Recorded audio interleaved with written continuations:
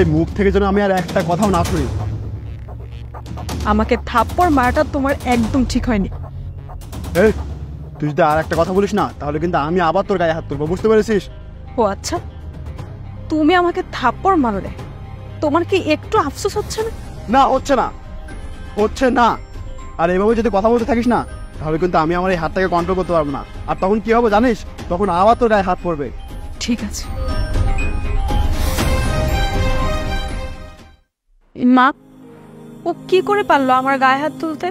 ও তোর গায়ে হাত তুললো, তুই কোনো দোষ করেছিলি? মা, তোমার কেন মনে হচ্ছে যে ভুলটা আমারই ছিল?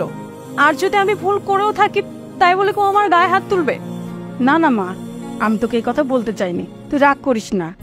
আসলে যে কথাটা আমার মা আমাকে বলতো, তোর বাবা আমার গায়ে অনেক হাত তুলেছে। কি? বাবা তোমার গায়ে হাত তুলতো? একবার না মা, অনেকবার। কিন্তু আমার অনেক খারাপ লাগতো যখন এই কথাটা আমি আমার মাকে বলতাম। তখন আমার মা আমাকে বলতো, এই দুনিয়াতে তুমি প্রথম মহিলা না, এরকম অনেক মহিলা আছে যারা নাকি স্বামীর অত্যাচার সহ্য করে।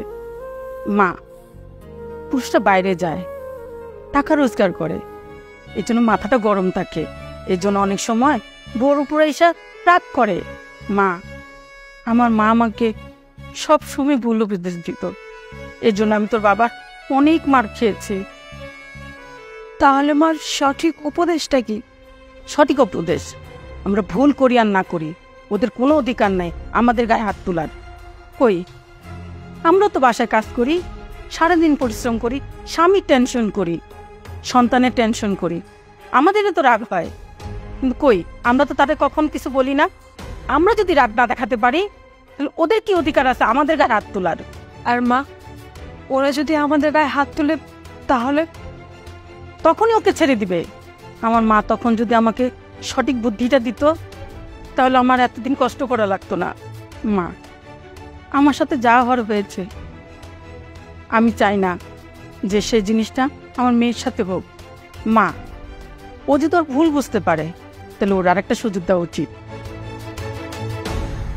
তোমার নাটক শেষ হলে আমার সাথে বাসায় চলো। নাটক মানে? নাটক নয় তো কি, শুধুমাত্র একটা থাপ্পড়িতে দিয়েছি তাই বলে তুমি বাসা ছেড়ে চলে আসবে নাকি? আরে জামার বইয়ের মধ্যে এগুলো নরমাল হবে তাই বলে তুমি বাসা ছেড়ে চলে আসবা? না, হয় না। হবে না কেন? আরে আমার বাবাকেই দেখেছি মায়ের উপরে রাগ করে অনেকবার মারধর করতে। আর এটা শুধু আমার বাবা মাকে না, আমি বাইরের মানুষকে দেখেছি যে রাগ করে বইয়ের উপরে হাত তোলা।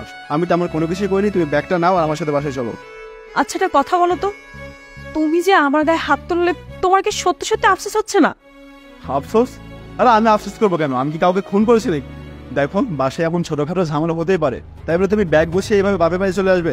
চলো তো, ব্যাগটা নিয়ে বাসায় চলো। আমি যাব না, আর তোমার ওই বাসায় আমি কখনোই যাব না। সারা জীবনের জন্য তোমাকে আমি ত্যাগ করলাম, আমি তোমাকে ডিভোর্স দেব। হোয়াট? ডিভোর্স? এই সামান্য একটা বিষয় নিয়ে তুমি আমাকে ডিভোর্স দিবা? এটা একটা সামান্য বিষয়, কিন্তু আমার কাছে এটা কোনো সামান্য বিষয় না। একটা কথা বলো তো, একটু ভেবে চিনতে বলো, আসলে কি বিষয়টা সামান্য? হ্যাঁ, এটা একটা সামান্য বিষয় আমার কাছে। দেখো, এসব ভুলে যাও আর আমার সাথে বাসায় চলো। ভুলে যাব? আমিও ভুলে যাব যদি তুমি থাপ্পড়টা ভুলে যেতে পারো। তোর এত বড় সাহস, আমি এটা ভুলে যাব? খবরদার, তুমি আমার মেয়ের গায়ে হাত দিবে না। যদি হাত দিচ্ছ তাহলে কিন্তু আমি তোমাকে সারা জীবনের জন্য জেলে দিব। মা, আপনিও? হ্যাঁ, আমিও। তুমি যা করেছ এর জন্য তোমাকে সারা জীবনের জন্য জেলে দিতে পারি, কিন্তু আমরা এটা চাচ্ছি না। তুমি এখান থেকে চলে যাও, ও তোমার সাথে থাকবে না। তুমি ওকে চুপচাপ ছেড়ে দাও, আমরা ডিভোর্স লেটার পাঠিয়ে দেবো, তুমি সাইন করে দিও। এটাই আমাদের সিদ্ধান্ত।